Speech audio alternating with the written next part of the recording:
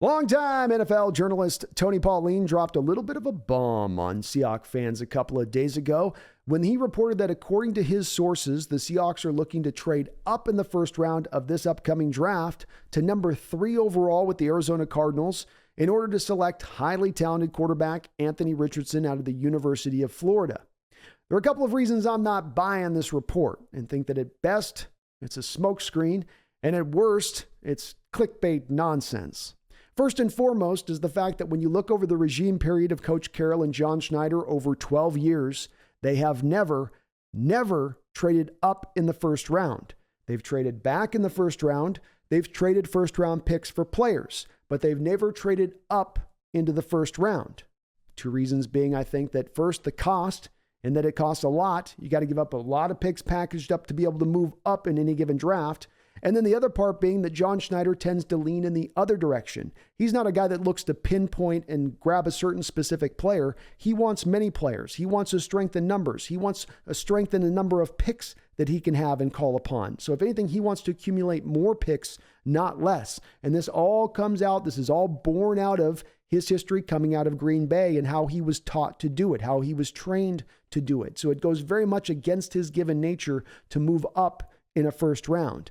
The other reason I'm not buying this story is the fact that it would have to be the Arizona Cardinals willing to facilitate and accommodate this deal. I'm not buying that. I don't think that a new general manager is going to walk in there and then give Seattle the keys to getting their next franchise quarterback, that same franchise quarterback that could come back for the next 10 years and be an absolute thorn in the Cardinals' side, preventing those teams and their teams as they build them to having the greatest success that they potentially could get. There is a reason why you don't see interdivisional trades, not only in football, but in any major sports leagues. You don't want to be that general manager who's traded a player or traded a pick to a team that's going to allow them to get a great player. And then later on, now you're getting killed by that same player and that decision that you made. Why take that risk if you don't have to? If it can only be a risk that really has just a negative side to it, unless you're getting an absolute haul from the Hawks in return, which you're not going to get for moving a mere 2 spots.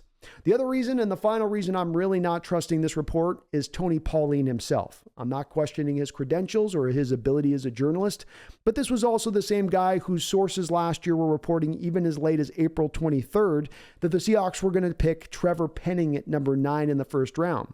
And in the same report where he was saying they were targeting Penning at number 9, he was also saying that the Seahawks were looking to move back up into the first round in order to take Desmond Ridder. Well, this report proves out to be completely untrue all the way around because not only did the Seahawks not trade up for Desmond Ridder, they passed by him in the second round as well, showing that they didn't have a whole lot of interest for him, period. So don't put a lot of stock in this Tony Pauline report. To me, it just smells like a smells like a smokescreen. My name is Brandon Kane. This is the Hawks Nest. Hit the like button. Please subscribe. But don't ever forget, go Hawks!